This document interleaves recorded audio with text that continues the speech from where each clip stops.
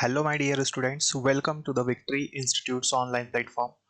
Friends, आज की class में हम डिस्कस करने वाले हैं नरेशन को। जी हाँ, तो नरेशन क्या होता है, कैसे हम डायरेक्ट से इनडायरेक्ट बनाते हैं, किस तरह से एग्जाम में क्वेश्चंस आते हैं, इन सभी बातों को आज हम इस लेक्चर में डिस्कस करने वाले हैं। तो चलिए शुरू करते हैं हम लोग क्लास को। ठीक है, तो देखिए, तो नरेशन क्या होता है पहले हम इसे समझते हैं। ठीक है, आइए तो देखते हैं हम लोग। तो नरेशन क्या होता है बेटा, नरेशन किसको बोलेंगे, है ना? कि जैसे मान लो मैंने आपसे बोला कि कल टेस्ट है। ठीक, मैंने बोला और आपने सुन लिया। ठीक है, और आपने क्या किया, इसी बात को जाकर अपने फ्रेंड से बोल दिया कि सर ने बुलाए कल टेस्ट।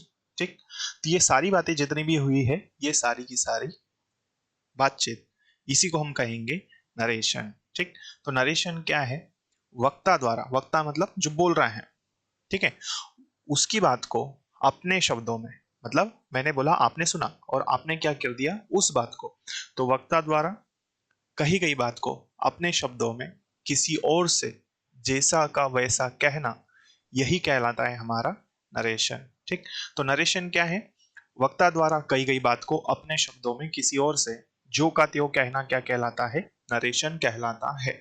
क्लियर हुई बात? तो सिंपल सी बात है इसमें कि नरेशन को समझने के लिए किसी ने हमको कोई बात बोली और हमने जाके उसी बात को किसी और से कह दिया, यही चीज कहलाती नरेशन। इसको नॉर्मल भाषा में समझे तो हम क्या है, चुगली करना, है ना? किसी ने कुछ बात बोली और जाके हमने क्या कर दिया, किसी को बोल दिया कि हाँ ये व्यक्ति ऐसा ऐसा बोल रहा था। ठीक, तो ये हो गया नरेशन। अब नरेशन जो होता है बेटा, वो होता है कितना, नरेशन जो होता है वो होता है दो प्रकार का होता है। नरेशन कितने प्रकार का होता है, दो प्रकार का। ठीक, तो याद रखना कि नरेशन को जो है दो भागों में बांटा गया है। तो नरेशन कितने प्रकार का होता है, दो प्रकार का, एक डायरेक्ट होता है और दूसरा कौन सा होता है, इनडायरेक्ट। तो एग्जाम में हमें डायरेक्ट से इनडायरेक्ट में बनाने के लिए दिया जाता है या फिर इनडायरेक्ट से डायरेक्ट। तो बिल्कुल एक एक चीज को हम कवर करेंगे, साथ में क्वेश्चंस भी करेंगे, तो बने रहिए लगातार। देखिए, तो नरेशन दो प्रकार का होता है, एक होता है डायरेक्ट, एक कौन सा होता है, इनडायरेक्ट। डायरेक्ट क्या होगा, मैंने बोला कल टेस्ट है और आपने मेरी बात सुन ली। ठीक, मैंने बोला और आपने मेरी बात सुन ली। ठीक, तो ये हो गया डायरेक्ट, क्योंकि मैंने बोला और आपने सुन लिया। ठीक, तो आपके और मेरे बीच में कोई और व्यक्ति नहीं था जिसने इस बात को सुना, तो ये हुआ हमारा डायरेक्ट। ठीक, अब उस दिन मान लो क्या हुआ कि क्लास में कोई बच्चा नहीं आया, तो आपने क्या कर दिया, उस बच्चे तक, आपके उस फ्रेंड तक आपने मेरी बात को पहुंचा दिया। आपने उससे बोला कि सर ने बोला है कल टेस्ट है, तो आपने मेरी बात जाकर उससे कह दी। तो उससे मेरी बात तो नहीं हुई थी, आपने जाके मेरी बात उससे कह दी, तो ये कहलाएगा इनडायरेक्ट। क्लियर हुई बात? तो नरेशन दो प्रकार का होता है, एक होता है डायरेक्ट, दूसरा कौन सा होता है, इनडायरेक्ट। डायरेक्ट में दो लोग होंगे और इनडायरेक्ट में तीसरे पर्सन तक बात पहुंचेगी। ठीक है, तो नरेशन को दो भागों में बांटा गया है, एक है डायरेक्ट और दूसरा कौन सा है, इनडायरेक्ट। क्लियर है? तो नरेशन हमने समझा, इसकी डेफिनेशन क्या है कि वक्ता द्वारा कही गई बात को अपने शब्दों में किसी और से जैसा का वैसा कहना, वही कहलाता है नरेशन। और नरेशन जो है वो कितने प्रकार का होता है, दो प्रकार का। ठीक है, तो कौन सा होता है, एक टाइप होता है डायरेक्ट और दूसरा क्या होता है, इनडायरेक्ट। तो हमें एग्जाम में दोनों ही तरह से दिए जाते हैं क्वेश्चंस, डायरेक्ट से भी इनडायरेक्ट में और इनडायरेक्ट से डायरेक्ट में। आइए आगे बढ़ते हैं। अब देखो, मैं अभी डायरेक्ट वाली चीज बता रहा हूँ कि डायरेक्ट वाला सेंटेंस क्या होता है, फिर हम इनडायरेक्ट की बात करेंगे। ठीक है, तो डायरेक्ट में क्या है, डायरेक्ट वाला जो सेंटेंस होता है वो दो पार्ट में बना होता है। ठीक, जैसे यहाँ पर आप देख रहे हैं कि ये डायरेक्ट वाला सेंटेंस है और ये शुरू कहाँ पर हो रहा है, ये इस एच से शुरू हो रहा है और ये फिनिश हो रहा है यहाँ पर फुल स्टॉप में। ठीक है, तो डायरेक्ट वाला जो सेंटेंस होता है उसके दो पार्ट होते हैं। पहला पार्ट जो एच से लेके यहाँ तक इस कॉमा तक है, ये पार्ट कहलाता है रिपोर्टिंग वर्ब। ठीक है, और इस कॉमा के बाद में जो इन्वर्टेड कॉमा में लिखा है ये वाला part, I am working now, ये पार्ट कहलाएगा रिपोर्टेड स्पीच।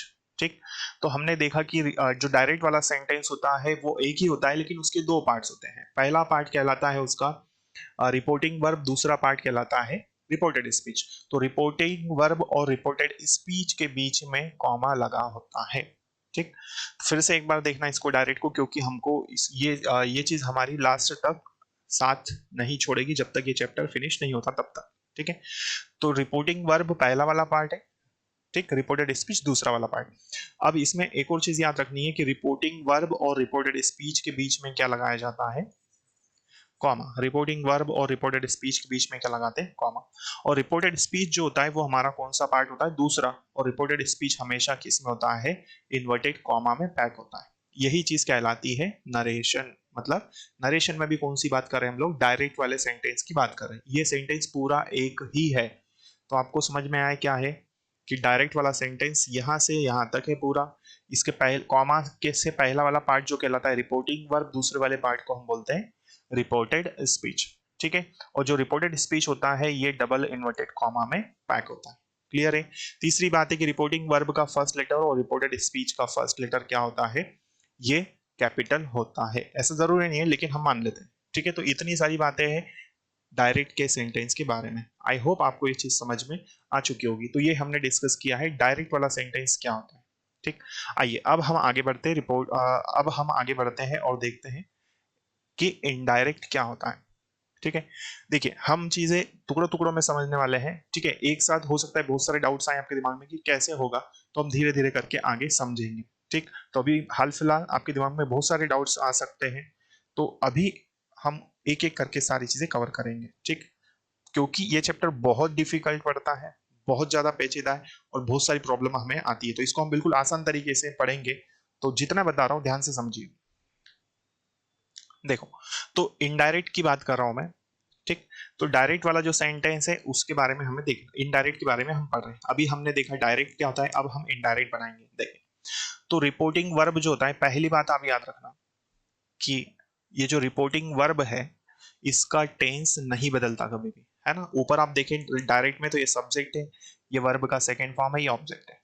तो डायरेक्ट से इनडायरेक्ट बनाते समय रिपोर्टिंग वर्ब का टेंस नहीं बदलता है। क्लियर है, इतना ये आप याद रखना। ठीक, तो पहला पॉइंट क्या है, हमें points to remember about indirect speech, reporting verb का टेंस नहीं बदलता। ठीक है, ये पहला पॉइंट है। देखो, तो बदला क्या, इनडायरेक्ट की बात कर रहा हूं मैं आपसे। ये हमारा क्या है, सब्जेक्ट।